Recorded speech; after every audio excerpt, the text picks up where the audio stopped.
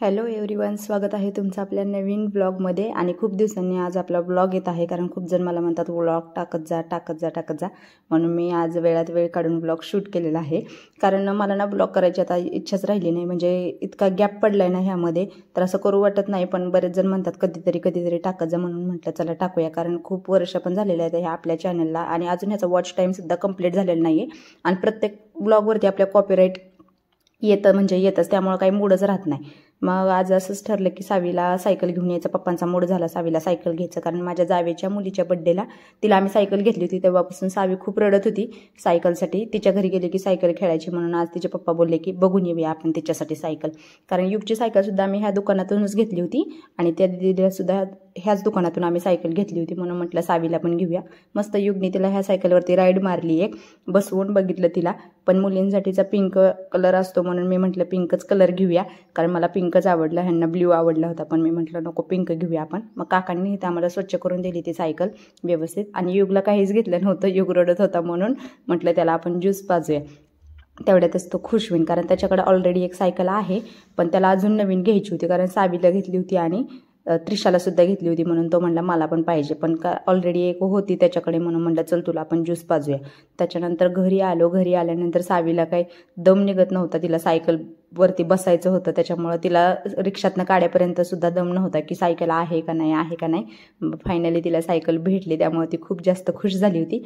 आणि ती आहे 1.5 वर्षाची, पण तिला एवढं समजतं ना, सगळ्यांपेक्षा जास्त तिला असं समजतं असं मला वाटतंय. कारण ती इतकी हुशार आहे.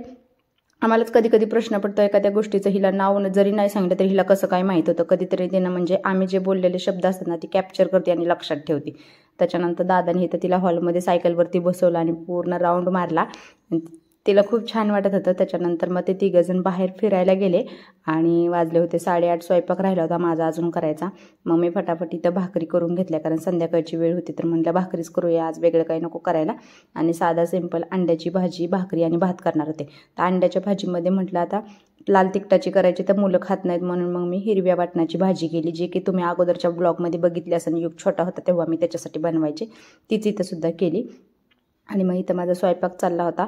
तर मी रोज ब्लॉग टाकू का नको ते तुम्ही नक्की कमेंट करून सांगा, कारण प्रत्येक व्हिडिओवरती माझ्या कॉपीराईट क्लेम येतोच. त्यामुळं मला खूप जास्त टेन्शन येतं की व्हिडिओ करून काय उपयोग आहे म्हणून. आणि त्याचा वॉच टाईमसुद्धा अजून कंप्लीट झालेला नाही आहे.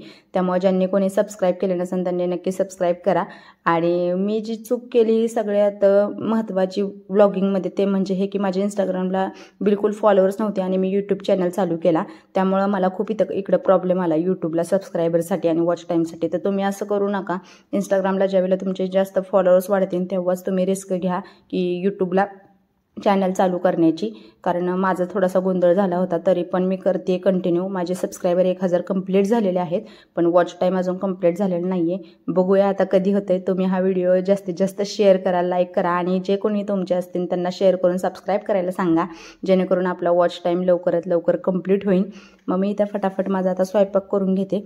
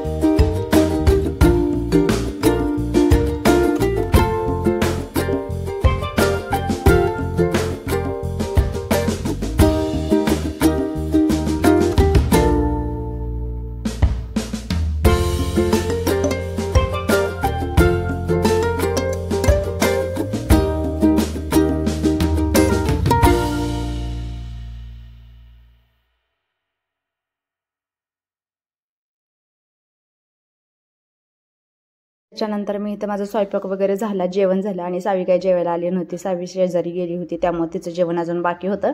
आणि युगसुद्धा खूप दिवसांनी कॅमेरा बघत होता, म्हणून त्याला असं वाटत होतं की मी नक्की काहीतरी शूट करते. त्याच्यामुळे त्याला कळालं होतं की मी व्लॉगच शूट करते म्हणून. तर त्याच्यामुळे त्याचं चाललं होतं कॅमेऱ्यापाशी लुडबुड. त्याच्यानंतर त्याला मी कॅमेरा धरायला लावला, तर तो म्हणायला लागला की मम्मा माझे हात दुखायला लागलेत, मी काय आता धरणार नाही म्हणून. कंटाळा आला त्याला. तर 4 शेगडीचा गॅस असला ना की खूप जास्तचा फायदा होतो की पटपट स्वयंपाक होतो. अर्ध्या तासाच्या आतमध्ये स्वयंपाक झाला, कारण 2 कुकर मध्ये भात आणि अंडी लावली आणि पटकन भाकरी वगैरे करून घेतल्या. भाजी फोडणीला गेली कारण मसाला करून ठेवला होता. तर मी ब्लॉग पुढचे कंटिन्यू करू का नको तुम्ही नक्की कमेंट करा आणि शेअर करून सबस्क्राईब करा चॅनलला आणि आपला वॉच टाईम वाढवायला मला मदत करा. त्याच्यानंतर मी इथं पटापट भांडे घासले आणि भांडे घासून झाल्यानंतर किचन धुतलं. मग त्यानंतर सावी आली, मग पुन्हा तिचं मला खाणंपिणं करायचं होतं. आणि सावीच्या ज्या ॲक्टिव्हिटी आहेत ना, ज्या तुम्हाला बघायच्या असतील ना, तर तुम्ही इंस्टाग्रामला बेबी सावी या आयडीला किंवा या पेजला नक्की फॉलो करा. त्याच्यावरती तिचे रेग्युलर व्हिडिओ येत असतात, तर तुम्ही नक्की फॉलो करा, कारण तुम्हाला तिच्या सगळ्या छोट्या ज्या गोष्टी आहेत ना त्या मी कॅप्चर करत असते आणि त्या त्याच्यावरती अपलोड करते. तर तुम्ही नक्की बघा, तुम्हाला खूप जास्त आवडतील त्या. तर इथं माझं सगळं झालं होतं आणि आता किचन क्लीन करायचं चाललं होतं. माझ्या चेहऱ्यावरती ना खूप जास्त पिंपल यायला लागलेले आहेत, तर त्याच्यासाठी मी ते डर्माचं आहे ना ते यूज करते. तुम्हाला व्हिडिओच्या लास्टला ते दिसेनच की मी ते यूज करते ती, कारण खूप जास्त पिंपल येतात. काय माहिती ते पिंपल कधी जाणार आहेत ते, कारण हे पिंपल काही लवकर माझी सुट्टी करणार नाहीत असं वाटतं, कारण सारखे दर 3-4 दिवसाला असतात म्हणजे असतातच. ते झालेलंच आहे आणि कमी तर होतचं नावच घेत नाहीत, उलटं वाढतच राहतात. फायनली आता इथं माझं किचन क्लिनिंग करून झालेलं आहे आणि पुढच्या ब्लॉगमध्ये बघूया नेक्स्ट ब्लॉग कशावरती शूट होतोय ते आणि कधी वेळ भेटतोय ते सावीमुळे. चला मग बाय.